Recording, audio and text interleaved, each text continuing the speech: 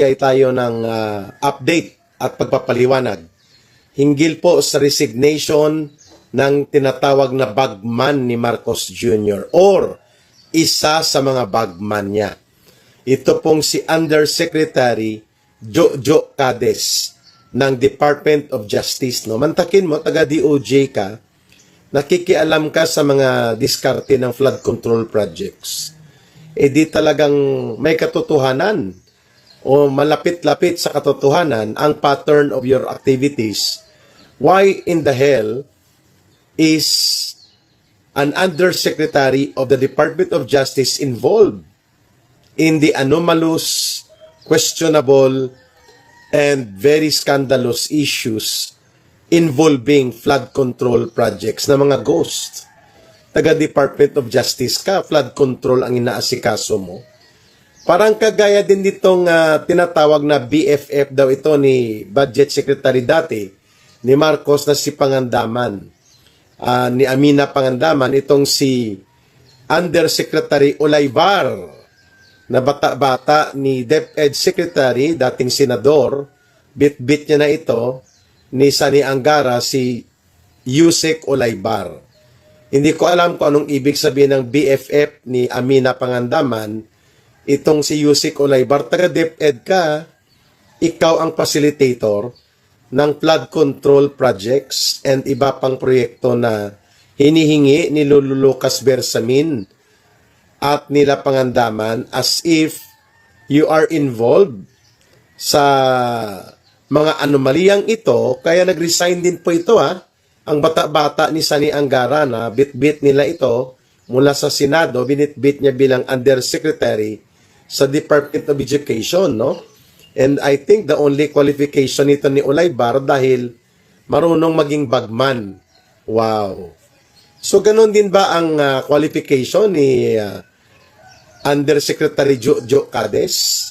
Binanggit ito mismo ni Saldico, si Jojo Cades, samantalang si Yusek Olaybar, binanggit po ito at pinangalanan ni Yusek or Undersecretary Bernardo na mga sindikato na nanghihingi, naglalakad ng mga proyekto, no? Kay Lolo Lucas Bersamin ang itinuro ni Yusek Bernardo na ang tagalakad itong grupo nila Sani Angara sa DepEd 2.5 or 2.8 billion pesos na mga proyekto.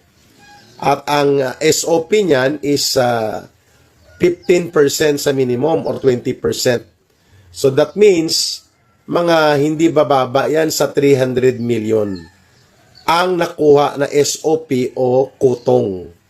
Kung pag-uusapan natin ang ibinulgar ni Yusek Bernardo kay Yusek Olaybar. Kay Jojo Cades, specific po ang pagkatukoy sa kanya. Mismo ni Ginoong Saldico na itong si Yusek Jojo Cades ng DOJ ang nagbigay ng brown envelope o nagkuha ng utos ni Marcos ng mga proyektong gustong ipa-insert ni Marcos. At aram na natin, pag in-insert yun, order yun ni Marcos, gagamitin yun sa pangdurubo, pangungulimbat at pangungurakot. So itong brown leather envelope na ito, na pocket size or folder size na brown, binanggit po ito ni Saldico na nakita niya ito sa Singapore. Na bit ito nila Jojo Cades at mukhang dito inilalagay sa brown leather envelope ang mga transactionist ni Marcos na illegal.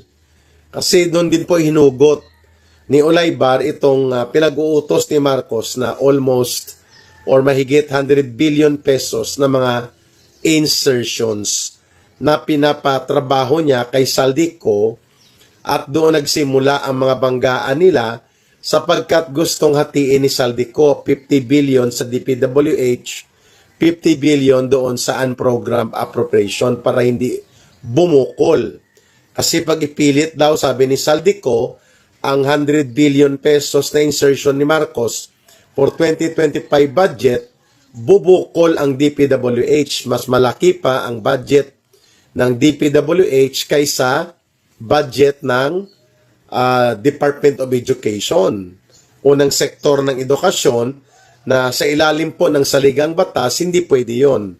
Dapat ang highest budgetary priority would be the sector of education. Pero ang nangyari, dahil hindi pumayag si Marcos, pinagalitan niya si Saldico. Bakit nyo pakikialaman ang aking insertions? Humanap kayo ng inyong proyekto at insertions. Huwag yung aking pakialaman.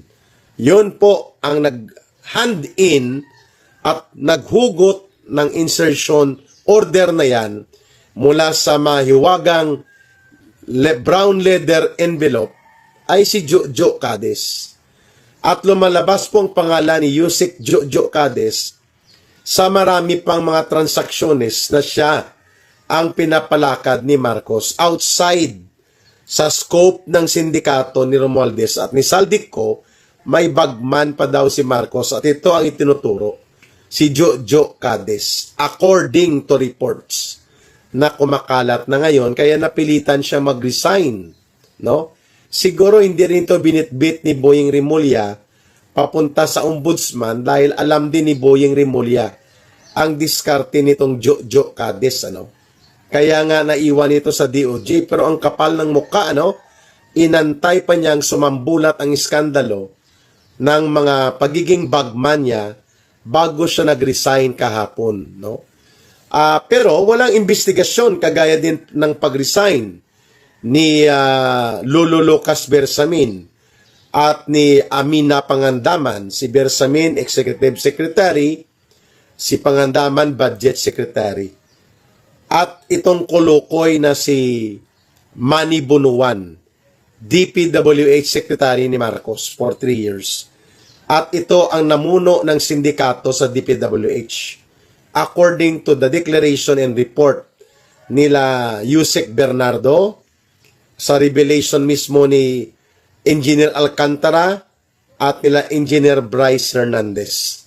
Si Bunuan ay barkada din nitong isang kongresista na itinuturo ni Saldico na sindikato din. Itong si Edwin Garjola. Pinangalanan din ito ni Congressman Leandro Liveste. Nakasama ni Jojo Ang ng Uswag-Wasaag Ilonggo Party List na nagbebenta ng mga proyekto at pinagkakakitaan nila. Dahil mga kontraktor ang mga ito, involved ito sa construction operations. Itong si Garjola ay napabalita po na mayroong isang mansyon na pinagmamay-arian, isa pa lang ang nabuking worth 600 million pesos. Sa California, 600 million pesos. Wow.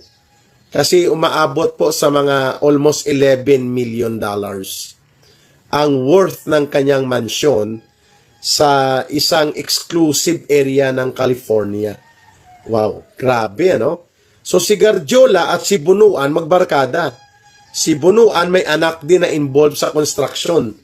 At ito din si Jojo Cades, may mga kontraktor ding mga involvement siya.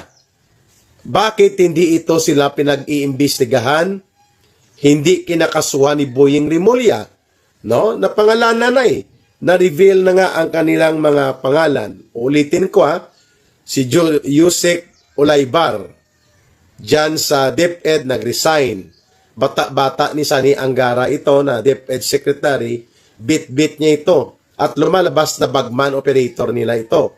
Si Yusek Olaybar at BFF ni Amina Pangandaman na dating DBM Secretary ni Marcos. Ang isa pa na hindi kinakasuhan at walang investigasyon o case build-up, si Lolo Lucas Bersamin na isinasangkot ni Yusek Bernardo kasama si Yusek Olaybar. At ang pinakamalala, itong itinuturo na bagman ni Marcos sa operations niya sa mga insertions at iba pang pangungulekta, lumalabas po itong pangalang Yusek Jojo Cades.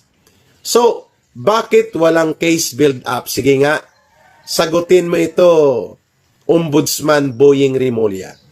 If you are true to your mandate, and if you try to reinvent yourself, na matino at maayos ka, at patas, at ikaw ay para sa katotohanan at para sa iyong tungkulin sa mamamayan, i-case build up mo nga ito at i-pursue ang mga kaso laban kay Yusek Jojo Cades, Yusek Olaybar, former Executive Secretary nila Marcos na si Bersamin, si DBM Secretary Amina Pangandaman, at itong si Kulokoy Bunuan na naging DPWH Secretary ni Bongbong Marcos Jr. Ito po ang mga galamay kung sa pugita o sa octopus, ito ang mga tentacles direkta ni Marcos. Ang pinakamalalim na tentacle nila, itong si Saldico. Kasi yan ay nasa inner sanctum.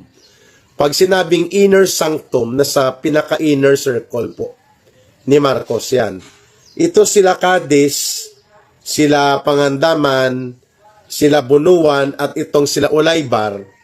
Sila po ay mga tentacles ni Marcos. Pero ang paano katayin ang budget at ilusot ang pangungurakot, si Saldico at si Martin Romualdez, ang mga alipores. Kaya uulitin po natin in behalf sa sentimiento at panawagan ng taong bayan. I-case build up mo at seryosang ipurso ang kasong kriminal at iba pa na dapat mapanagot at habulin at bawian ng kayamanan itong mga itinuturo na involved sa tentacles ni Marcos.